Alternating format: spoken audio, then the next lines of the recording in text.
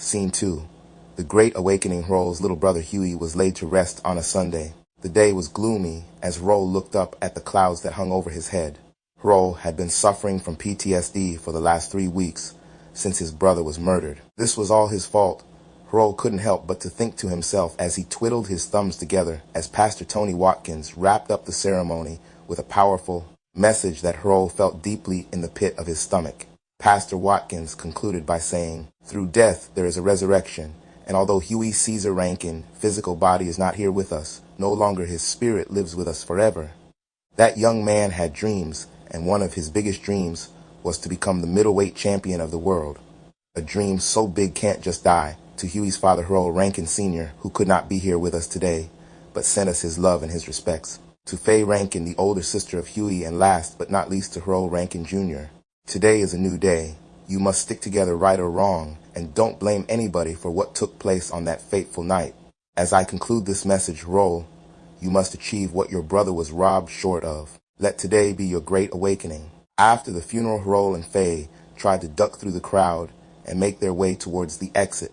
All of Huey's fans were standing near the back of the church. Roll knew not to use the term supporters, because that would be a bold statement, due to the fact that although Huey was a prodigy boxer and a rising star, nobody was giving him the proper things that he needed to help further his boxing career, except for Faye and Roll, who had to work odd jobs to help put food on the tables. Their father had a drug relapse after losing their mother just a few years ago. Additionally, Roll had to help financially with his brother's boxing dream. Thus, nobody who was at the funeral other than Faye and maybe Pastor Watkins did Roll want to speak to. Roll also wanted to have some words with his father after not even showing up to Huey's funeral, but these words could result in punches being thrown, and Roll knew far too well of who his father was and was capable of doing to a man. Roll Too Sharp Rankin, 55 wins, 2 losses, and 50 TKOs. Yokas, come holla at me. A voice snuck up from behind them, immediately giving Roll flashback thoughts of the night when the gunman snuck up behind Roll and pulled the trigger, but before the gunman could shoot Huey and pushed Roll out of the way, and in result, Huey was shot. When Roll spun around, he saw his cousin Chavo, but everyone knew him by AP. Faye immediately dashed over to him now, giving him a big hug as she towered over him. AP's body structure was so small that you would think he was still a child, but the streets of Washington, D.C. respected him and somewhat feared him. As Roll grew older, he would always laugh at the stories that he would hear about AP. People who didn't know him spoke of him as if he were the boogeyman.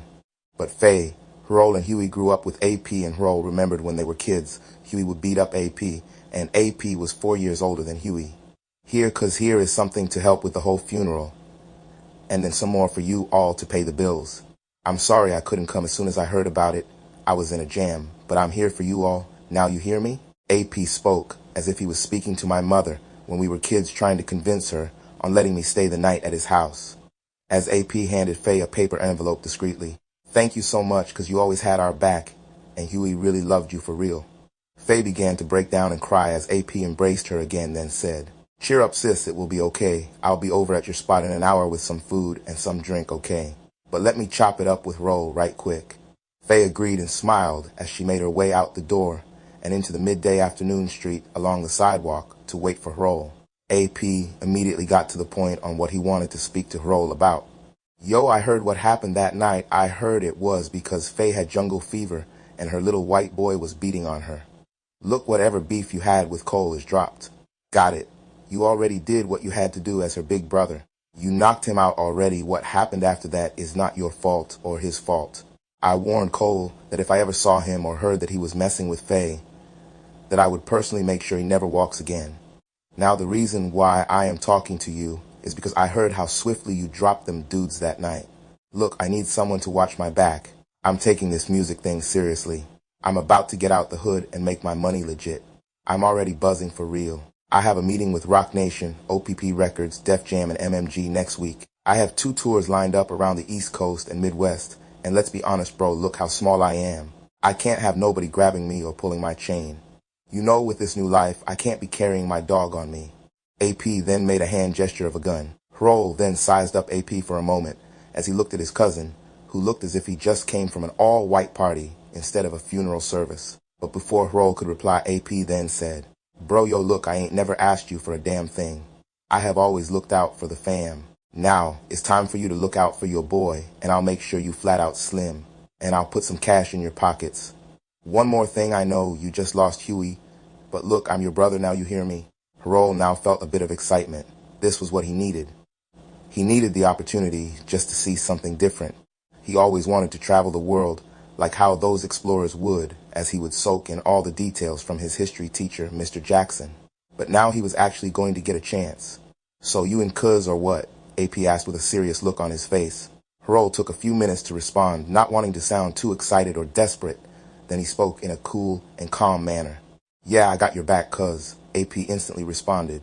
Good, 'cause you ain't got nothing else better to do except be all up Reese's ass. Harold looked at AP, nervously, not knowing how he knew about his secret relationship with Faye's best friend Reese, who was just 2 years older than he was. AP continued by saying, the streets are talking playa, watch yourself, bruh. AP said as he took a step backwards. Oh yeah, one more thing, 'cause we leave Friday, so get your things ready, we headed to ATL. A few minutes later, AP had disappeared through the same doors that Faye had once walked out from. When Harold made his way to exit as well, he heard his name being called from behind him. Harold once again tried to ignore it, but when he felt a hand touch his shoulder, he almost lost it as he spun around, almost yelling, "Don't touch me," until he realized who it was. It was Mr. Custo de Blanco, Huey's former boxing trainer. Harold, I want to speak to you. Mr. Custo de Blanco spoke in a slow, soft-pitched tone that made his Italian accent sound like one of the characters from the HBO show The Sopranos. What's up, Custo? Harold responded back. Harold always liked Mr. Custo de Blanco. He was an honest old man who didn't care about the color of your skin. All the old man cared about was boxing, and if he could trust you or not. Lastly, rather or not, you had heart. Mr. Custo de Blanco would always say he would turn a slapper into a knockout artist. Harold, last night, I had a dream about you, kid. I had a dream that you became the welterweight champion of the world at 147 pounds. Kid, just look at yourself and look at your physique. You are a superstar. You're tall with long arms, and look at those legs. You have a natural sprinter's leg. For a second, Harold thought that old man Custo de Blanco was trying to make some strange remarks. This in result made Harold feel uncomfortable, thinking the old man was a sicko, but as he listened on, he heard that all Custo de Blanco was doing was building his confidence in a way that few ever did. Son, I want you to come to my gym and let me train you. You owe it to your brother. Harold didn't want to box. He had seen what happened when the bright lights and the fast life, all of the women and drugs could do to a person. His father, Harold Rankin Sr., was the prime example with the cheating, the lying, and the drug abuse. Harold wanted something different. Harold was proud of his little brother's boxing success, but he didn't feel that life was for him. So he replied, lying to Mr. Custo de Blanco. Okay, I'll check you out, Harold said briefly before turning his back on the old man, who stood there with a blank stare on his face. Now Harold made his way out of the church, forgetting Mr. Custo de Blanco conversation. Later that night, Reese, why are you telling people our business? Harold asked as he watched Reese switch her fit behind to the kitchen as she finished whipping up dinner for the two of them. Boy, what? I'm grown. Why would I be running my mouth? Reese rolled her eyes as she shot back. Why is one of your little girlfriends wondering who I am? Harold almost laughed at Reese's comment when she said girlfriends. Harold had a bad speech impediment, and he never looked at himself as a ladies' man. The only reason why he had a chance with Reese was because Reese was Faye's friend and would always give Harold the eye. Until one day, Reese commented on Harold's wardrobe selection, giving him a compliment. From that day on, Harold somewhat fell for Reese. But Reese was a player and good with words. She had a sugar daddy who paid for her penthouse spot in Southwest in one of those new high-rise apartments. Harold then cut her off by saying, Reese, I'm leaving this Friday for a few months, Harold said as he stammered over his words. Reese didn't look surprised as she kept her eyes on the stove. Then she spoke in a somber tone. Really, where are you going? She asked with her eyes only glancing at Harold for just a second. Harold immediately spoke without hesitation. My cousin AP is about to blow in the rap game and needs me to watch his back on the road. Reese's eyes then grew as she now turned away from the stove. Then she spoke. Harold, I'm happy for you. Honestly, you need a break. You need a chance to free your mind and just get away. But Harold, be careful out there. I have heard about your cousin, and he has a lot of beef with some heavy hitters all across the East Coast. I just don't want you getting dragged into that, Harold. You have a good heart. You are smart and ambitious. Don't let nobody take that from you. Reese now turned off the stove and sat next to Harold as they embraced each other for possibly the last time. Life was taking its course, and people who were once present became a distant memory. As Harold awoke from an uncomfortable spot on the tour bus floor, from the sounds of the bus tires coming to a screeching halt, AP's manager Booney shouted in excitement, "We hear Baby Time to put on a show." AP, who was getting his hair braided, smiled as he took a long drag of his cigarette and recited a freestyle 60 for a show and 30 for some snow. "If you looking for me, I got my shooters at my door. Make it real quick. Yeah, we make it real quick. 7's on my chest. So, if the police come knocking, yeah, I'm out like Michael Vick. 'Cause we stack a lot of chips. Yeah. The tour bus, which was crowded with AP's boys, all cheered as if LeBron James had just sinked a game winner in overtime. Harold couldn't help but to think how whack that verse was. Nothing about AP's music stood out to him.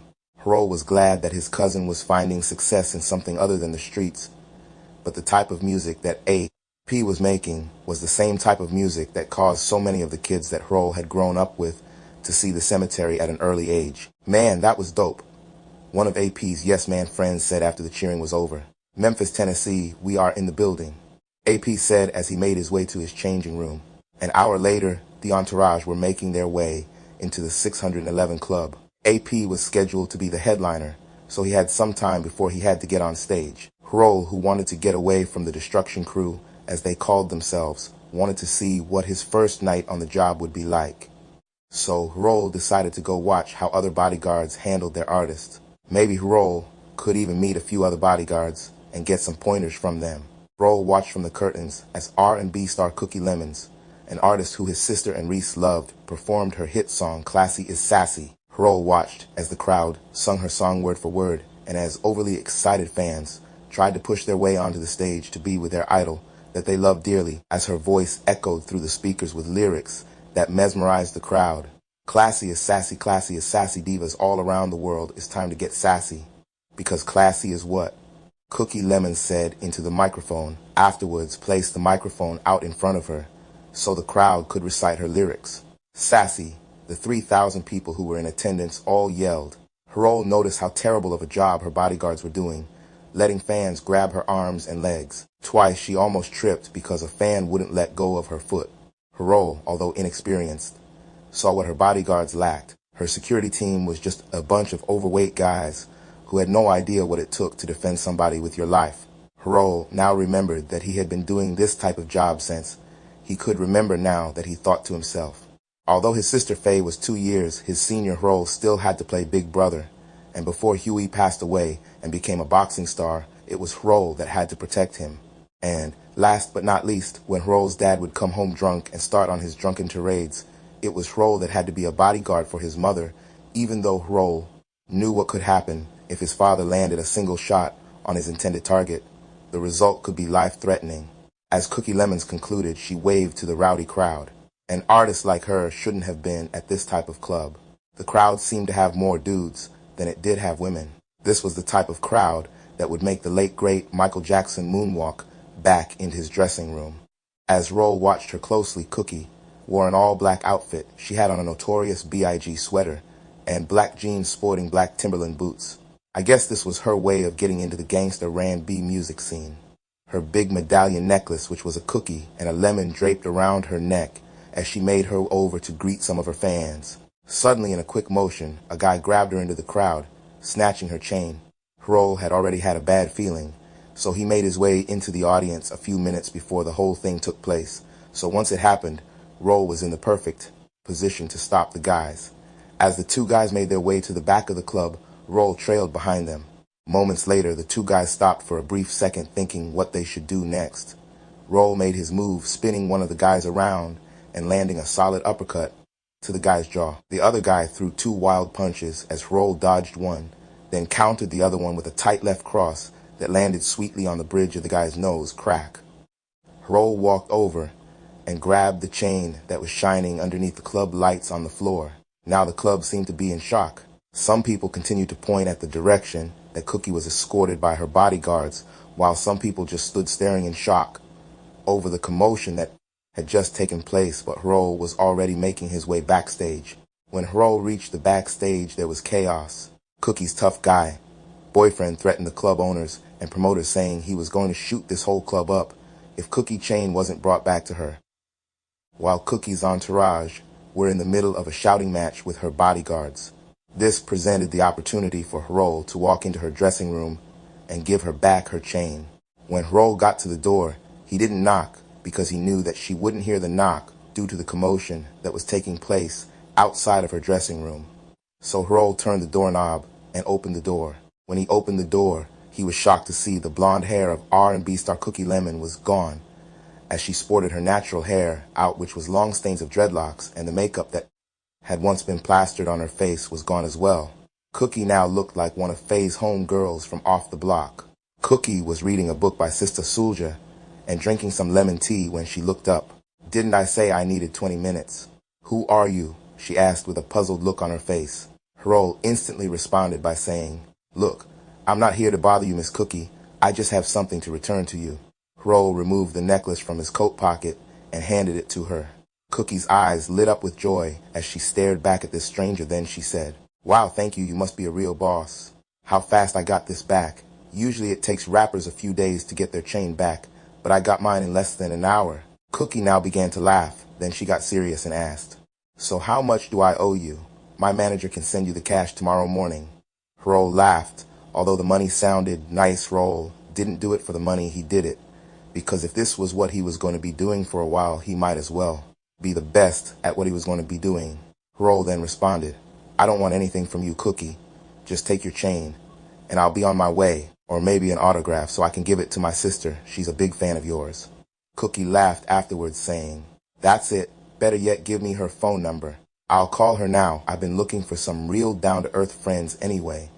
The people in the industry are so fake it kills me. I need somebody who's not worried about getting a bottle of $9 wine and getting our nails done in the hood.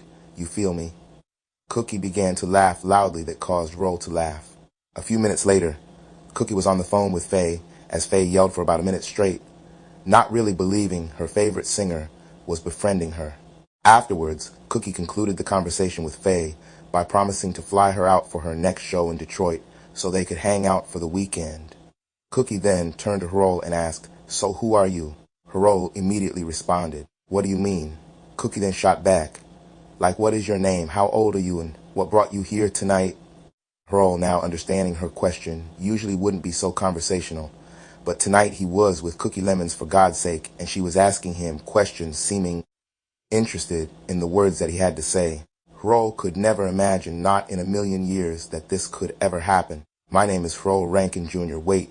She cut him off with her eyes now glowing. "Are you Harol Too Sharp Rankin, son?" Harol nearly shouted out, "What? How did you know?" But he cleared his throat, trying to remain calm, and answered Cookie's question. "Yeah, that's my pops. How do you know him?" "What?" Cookie nearly shouted. "That was my dad's favorite fighter. He would order all of his fights on pay-per-view. I basically know all of his fights, 55 wins, 2 losses with 50 KOs. My dad used to train my brother in between his fights, Winky Sleepy Johnson at the Kronk's gym, over there in Detroit. Why aren't you in a ring? You definitely have the size to be a champion." Cookie winked as she let the words roll off from her tongue. "Wait, I read about one of Harol Rankin's children becoming a prodigy boxer.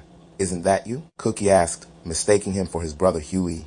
"No, that's not me. That was my brother Huey. He was killed last month." Harol responded. "Oh, I'm sorry to hear that." Cookie replied, "But I'm out here with my cousin AP. I'm his bodyguard." Cookie's eyes now turned from sad to a look of fear. "Harol, is that your name?" "Yes." "Look, I don't know nothing about you, but do not let anyone manipulate you. Do you hear me? Life as a musician is very dangerous. Look what happened to me tonight, and I don't sing, nor do I talk about half the stuff that your cousin A.P. raps about. There is a dark cloud that follows that guy everywhere he seems to go, and I don't want you getting caught in the storm when it decides to pass. You got me." This was Harol's second time hearing this from somebody. First, it was Reese, who had the same look on her face as Cookie when Harol mentioned AP's name. But AP was his cousin, and the only reason why he even met Cookie was because of AP. Cookie then spoke up again and said, "Harol, here, I want you to keep this." Cookie now slid back her necklace. "It's not worth nearly what I bought it for, but it's worth something. Use this to invest in yourself and whatever career that you see yourself getting into. But this life here ain't it. Why do you think after my shows I am so ready to get out of my hair and makeup? Like Erykah Badu says, work ain't nothing, but it pays the bills." Harol and Cookie embraced each other for a moment as if they were lifelong friends, having a catching up moment when suddenly the door busted open. Cookie, who in the hell is this? Harol quickly twisted his body around to see Cookie's boyfriend looking angrily at them. Cookie said in a calm tone, "Oh, Troy, shut up. This is a friend who brought back a gift for me, and he was just leaving right." Harol shook his head agreeing with Cookie as he edged past Cookie's boyfriend, Troy. Now Harol was rushing back towards AP's dressing to see how much time he had before AP went on stage. When Harol got to the dressing room, there was a heap of commotion taking place. AP, who was yelling at his manager, Booney, saying to his manager, "I don't care who is in the crowd. I'm performing Graveyard tonight." Booney immediately shot back, "If you perform that song, we will not make it out of this club without a fight." AP now shot back, "Well, let the guns go bam." Some of AP's boys started to cheer him on as dudes who looked as if they were fresh out of prison began to add gas to the fire. "I'm ready for whatever, nigga." Voices came shouting out from everywhere. Harol couldn't help but to hear Cookie's warning now echo in his head. But this was no time for fear when there was only 10 minutes before AP had to hit the stage. 10 minutes later, AP was on stage, and Harol shadowed behind him watching his every move. AP had a few other bodyguards who were blocking the stage from anyone rushing the stage.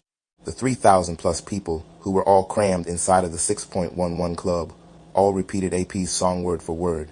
About 20 minutes later, the show was turning out to be a success until AP decided to show how real he was, as all rappers claim to be. AP decided to quiet the crowd down before making his announcement. "Y'all quiet down, I have to say something." The crowd now grew silent. "Before I came out here to Raytown, Georgia, I got into a beef out here a few years ago and had to lay a man down in his own town." The crowd started to cheer in a roar-like form as AP continued. "Before my show, I heard that if I performed Graveyard, I would be in some trouble, but forget them. I, DJ, play that track." The chorus from the song began to play as the 3,000 plus people began to sing. "Graveyard. A couple years ago, I had to lay a man down in his own town. So now you look around, and now you done found that I run his town. When I laid that man down in his own town. Graveyard. As the crowd now sung the hook, a few seconds later, the sounds of gunshots empty out the club.